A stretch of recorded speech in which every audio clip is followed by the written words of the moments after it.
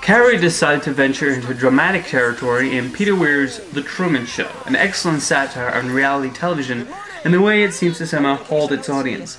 Jim Carrey was terrific in the title role, creating a personality who was thoughtful, and just from facial expressions you can get an idea of what he's thinking.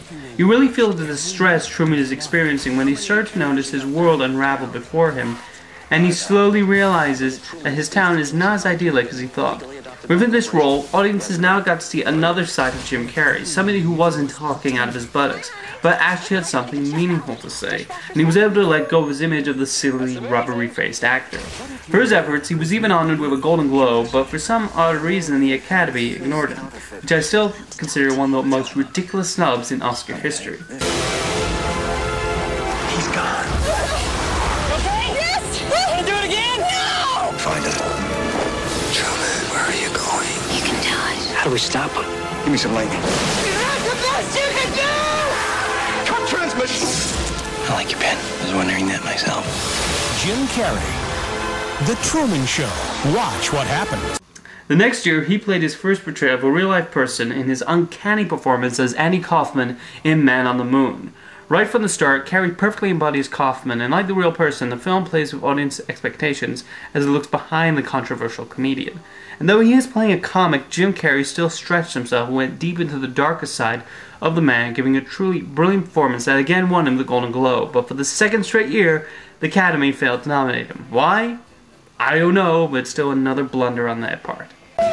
From Milos Forman, Academy Award-winning director of One Flew Over the Cuckoo's Nest and Amadeus. You're insane. But you might also be brilliant. Comes the story of the man, the myth, the misunderstanding. So you just pretend to be an ass. That's what I'm good at. This Christmas, Jim Carrey brings the legend to life.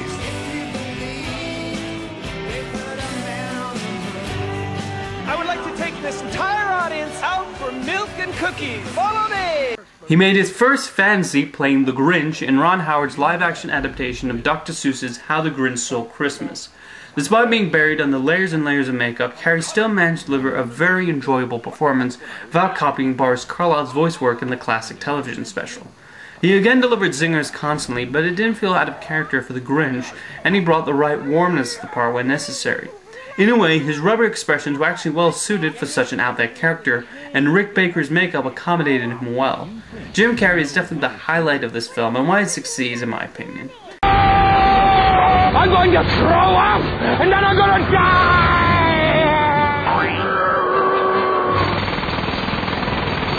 Jim Carrey. No! In a Ron Howard film. The Grinch.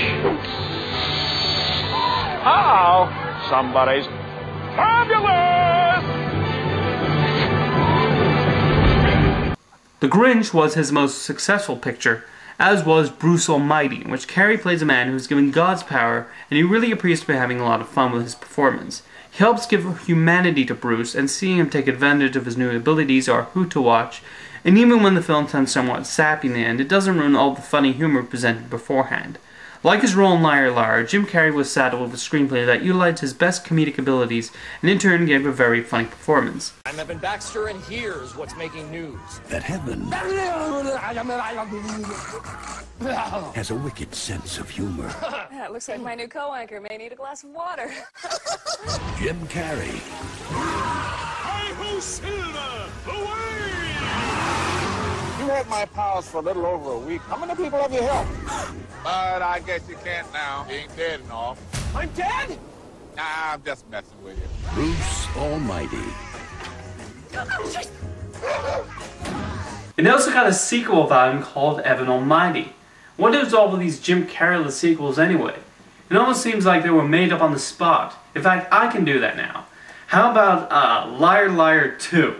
Where Carrey always finds out he can only lie for 24 hours. Or how about a prequel to The Grinch, where he found the true story of why he hates Whoville, in which he is played by Ashton Kutcher. Or, oh, here's a great idea. An all-new reality show called The Jeff Show is invented with Pauly Shore in the lead role. So, doesn't take a lot of creativity to think of those. He then took on a very different role than he had previously done in Eternal Sunshine of the Spotless Mind. Then again, this is from the same creative writer behind being John Malkovich and adaptation. Showing the importance of memories, even the bad ones, Carrey is at his most subtle here, as he gives his character of Joel the right amount of despair, but not in a way that makes the film too depressing. It's definitely his least comedic role, though it is funny to see Kate Winslet take on the more over-the-top character here. While I don't share the same love a lot of people have for Eternal Sunshine, I still admire it for its originality and creativity, and this was the third time Jim Carrey would lose an Oscar nod.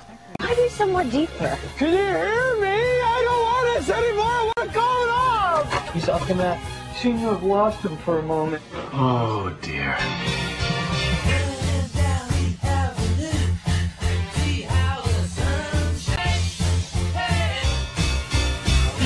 Are you sure? I'm so sure.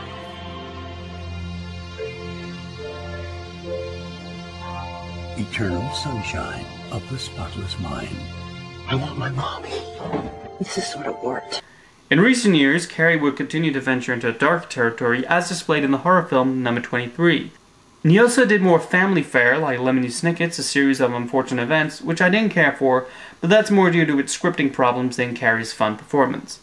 He also appeared in his first voiceover role since playing an exterminator in The Forgotten Shore, The Itsy Bitsy Spider. Once again, a legendary Dr. Seuss character, Horn Hears a Who still gave Jim Carrey the freedom to go wild and crazy with the material, and despite the major deviations from the book, he helped in making Horn a likable character, and shows that even without the ability of showing his facial expressions, he can still deliver a funny performance, and he plays well off of Steve Carell, despite the two of them likely not recording together. Ooh, it's just a straight plummet to certain death. Dr. Seuss's Horton Hears a Who. Don't worry, citizens of Whoville. I'm light as a feather.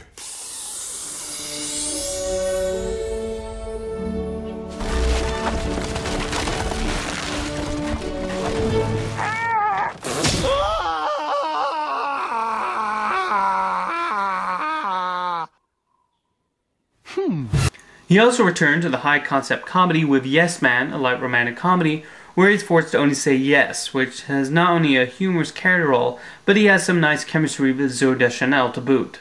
Later this year, he'll be playing the lead role in the film adaptation of Mr. Popper's Penguins, and though I haven't read the book since I was, well, 9, I am still looking forward to it.